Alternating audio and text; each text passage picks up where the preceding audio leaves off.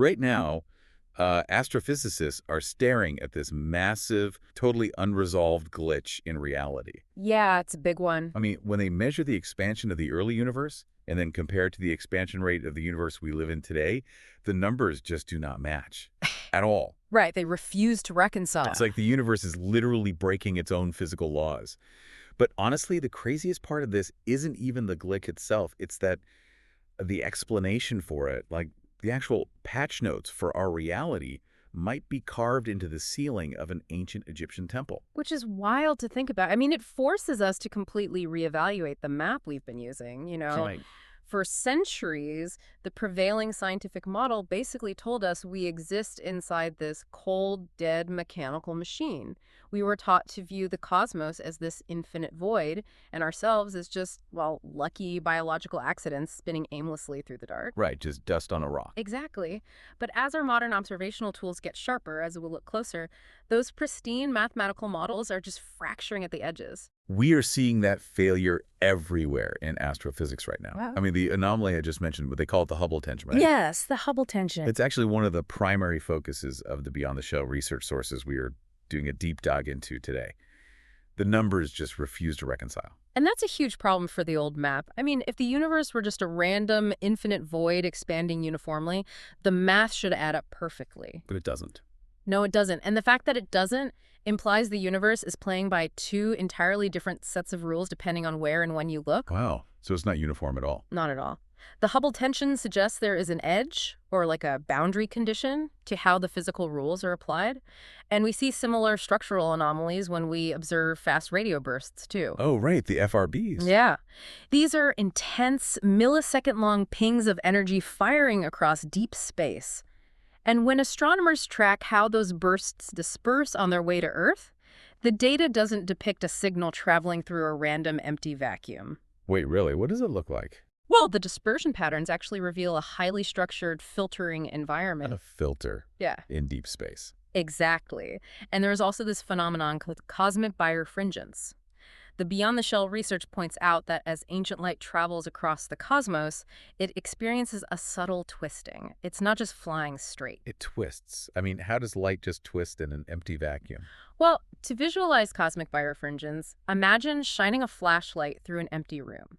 The beam stays perfectly straight, right? Because there's nothing to interfere with it. Makes sense. But if you shine that same beam through a crystal, the internal lattice of the crystal forces the light to twist and bend. Astrophysics is seeing ancient light twist in this exact way, which means space itself isn't a hollow room. It has a lattice. Yes. It has a hidden, lopsided architecture. It has structure, much like a crystal. The universe isn't an infinite, lawless emptiness. It is a highly regulated system. That is just, it blows my mind. Because if modern telescopes are suddenly showing us a universe that has this structured, crystal-like boundary, it raises a really weird question for you and me. Which is? Did ancient cultures actually know this before we did? Because almost every ancient creation story starts with a boundary, a shell. The research calls it the cosmic egg. Right, the cosmic egg. Just to be clear to everyone listening, we're not talking about a giant, literal, physical egg floating out near the Andromeda Galaxy. No, definitely not a literal egg. The cosmic egg is a symbolic model. It represents what we, in modern terms, would call an observer safety architecture. An observer safety architecture. Yeah, it is a rate-limiting filter. The actual boundary of the universe is not a spatial wall located billions of light years away in the dark. Oh, I see. The true boundary is an information boundary. It is the exact threshold where your conscious experience filters an absolutely unmanageable field of infinite cosmic noise into a structured, coherent reality. Okay, think about it think about what happens when you spend way too long scrolling on social media. Oh, yeah. You get hit with a fire hose of global information. News, tragedy, entertainment, personal updates all at once. Your brain starts to literally fry because it wasn't built to process infinite data like that. It's overwhelming. Right. You have to rely on algorithms to filter your feed just to stay sane. So the cosmic egg is essentially doing that, but for the raw code of the universe. That is a perfect analogy. It's the nozzle on the cosmic fire hose, right? Stepping down the infinite pressure so our finite biological bodies don't just get completely blown away by the signal. Exactly. Because without that rate-limiting interface, finite biological life could not survive the sheer volume of infinite cosmic input. The cosmic egg is the biological and informational necessity of that filter. It steps down the infinite into the survivable finite. Which is incredible. But if the universe has this filtering boundary, it naturally leads to the question of, well, who or what manages it? Right, the management layer. And this brings us into an area I always, kind of associated with the back page of a Sunday newspaper astrology. Oh, yes, Sunday astrology. Yeah. But the beyond the shell analysis frames celestial bodies through a completely different lens. We aren't looking at daily horoscopes here. We are translating celestial bodies into systems architecture. We really are. Well, The planetary spheres in these ancient models function as celestial offices inside a cosmic system interface. celestial offices. Yeah, they are functional job titles. Hmm. Saturn is the perfect example of this. Wait, hold on. If Saturn is just an IT manager ensuring bandwidth and enforcing the physical rules of the system, which is a wild image, by the way, Hmm. why did ancient cultures portray him as a terrifying monster eating his own children? It is a bit dramatic, I agree. Right. That's a pretty graphic, dramatic way to write a technical manual. Why not just write down the math? Well, we have to consider how information actually survives the collapse of civilizations. These cultures existed long before technical computer vocabulary. No. They didn't have words for bandwidth or routing logic or boundary audits, but they needed to compress incredibly complex systemic instructions so they could be passed down across millennia, surviving famines and floods and the burning of libraries. So they use stories. Exactly. Human psychology dictates that we remember narrative drama. An oral tradition will preserve the image of a titan devouring his children, which represents time consuming all physical matter for thousands of years. Wow. Yeah. A dry mathematical formula for a boundary protocol would be forgotten in a single generation. Myth and story were literally the only storage technologies capable of that level of data compression and survival. That reframes everything for me. The drama was just the preservation mechanism. Yep. The myth is the zip file. Exactly. The myth is the zip file. Hmm. And when you look at figures like Thoth in the Egyptian tradition or Mercury in the Roman, who are depicted as winged messengers, they functionally represent the office of routing, memory, and data transmission. Oh, that makes so much sense. Right. So when ancient sky watchers tracked astrological cycles, they were mapping how and when information flows across our perception boundaries. They were observing the timing mechanisms of an operating system. Precisely. And this is why the Beyond the Shell research refers to this great remembrance happening right now. It isn't a wave of historical nostalgia.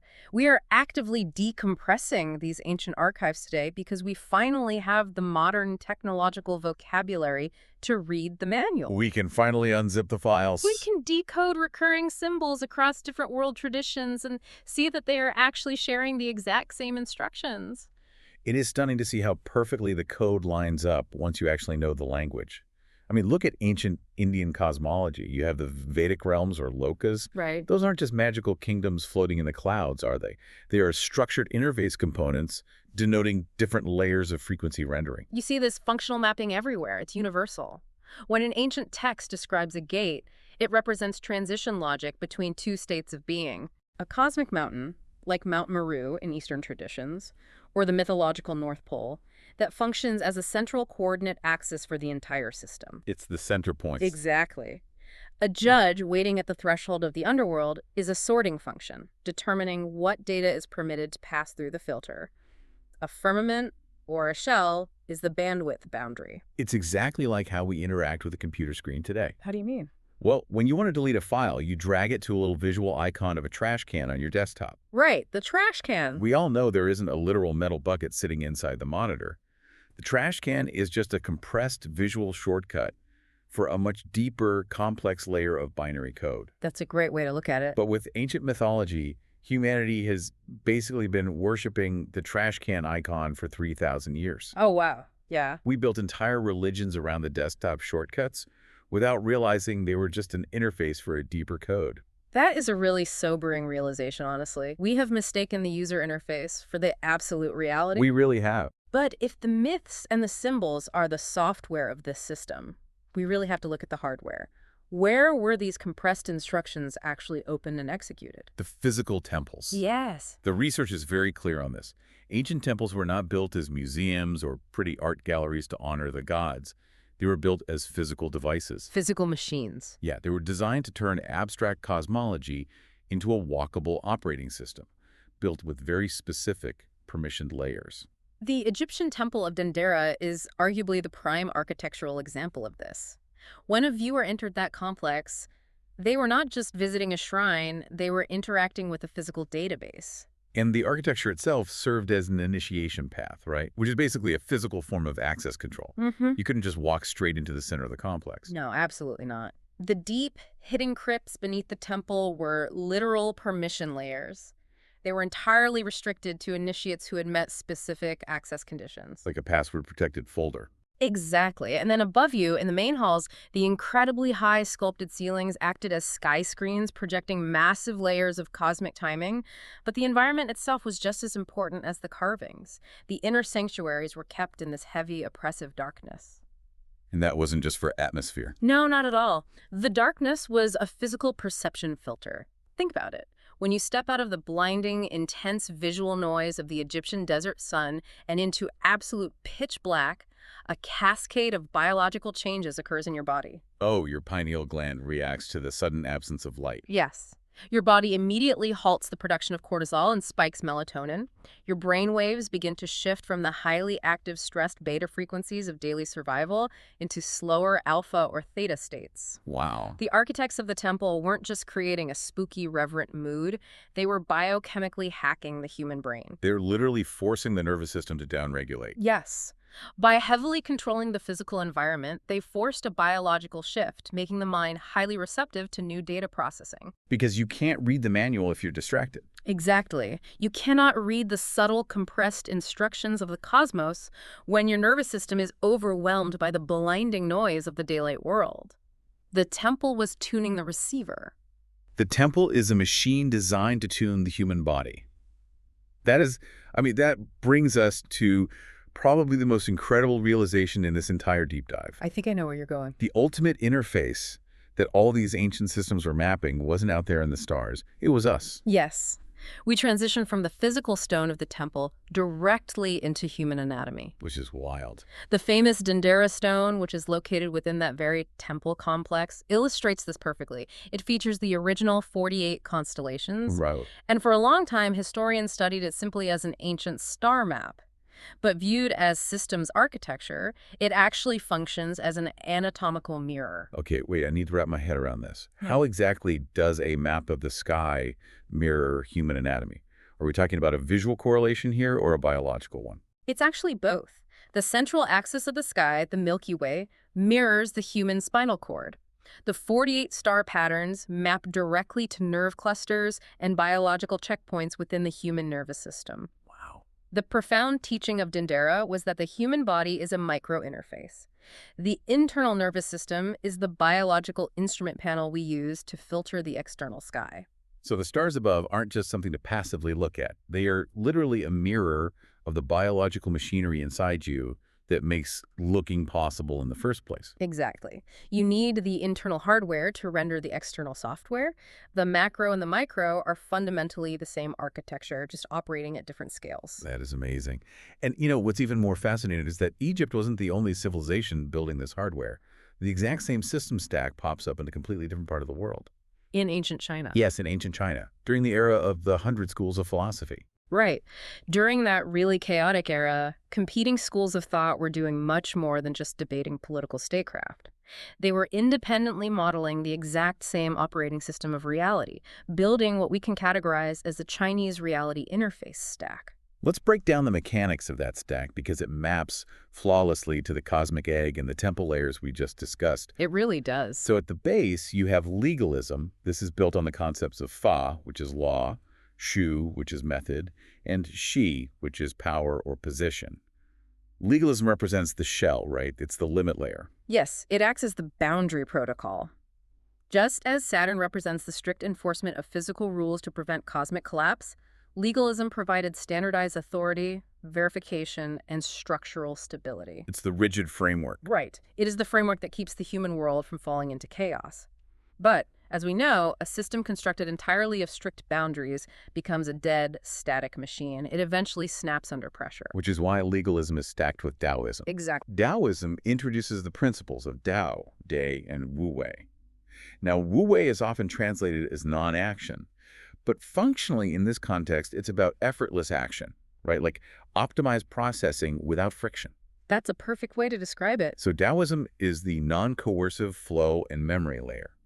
It is the fluid code that prevents the legalist shell from becoming too rigid.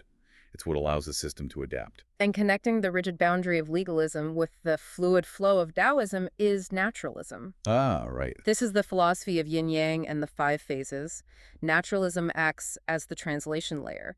It explains the mechanics of how the macro, large-scale order of the cosmos maps directly onto the micro, biological, and seasonal cycles of the human observer. It is doing the exact same thing as the Dendera stone, mapping the stars to the nervous system. It's identical in function. Naturalism explains how a human observer can read massive cosmic order through their own local embodied experience. If you really want to see how this Chinese reality interface stack or the Dendera nervous system correlations map out, we could actually put together a detailed visual chart of that for you. Yeah, that would be incredibly helpful to trace how these ancient operating systems map directly to human biology. Because whether you are carving constellations onto a heavy stone ceiling in a dark temple in Egypt, or you are writing intricate philosophies about law and flow in ancient China, you are solving the exact same problem. Those are the same bottleneck. Exactly. You are building different cultural UIs, user interfaces, to manage a singular bottleneck. How to make an infinite, overwhelming cosmic order survivable for a finite human being. The cultural expressions change, the costumes change, but the underlying system architecture remains totally invariant. Completely. The shell, the cosmic egg, the temple gate, the legalist law, they are all the translation contract between the observer and the infinite field. It's like we are the observers on a stage. And the rules of that stage, the physics and the boundaries, are meticulously designed to protect us from the blinding, burning light of the true cosmic theater. That is beautifully put, and it really changes everything about how we interact with history. It really does. It's a lens you can carry with you into your daily life. The next time you are at a museum or you are reading a piece of ancient history and you see a mythological monster or a gatekeeper of the underworld or even just a faded star map, don't just dismiss it as a primitive fairy tale. Right. Look closer. Look at the despot icon and ask yourself, what cosmic instruction is this compressing? What boundary is this guarding? What is it trying to tell me about my own nervous system? Once you recognize that the myth is just the costume and the filter is the constant, it leaves us with a final, pretty unresolvable question. Oh, what's that? Well, if human consciousness is a rate-limiting interface, a biological nozzle designed to step down infinite cosmic signals just to keep our physical bodies from burning out under the weight of it all, what actually happens to us when we finally learn to completely bypass those filters? Oh, wow.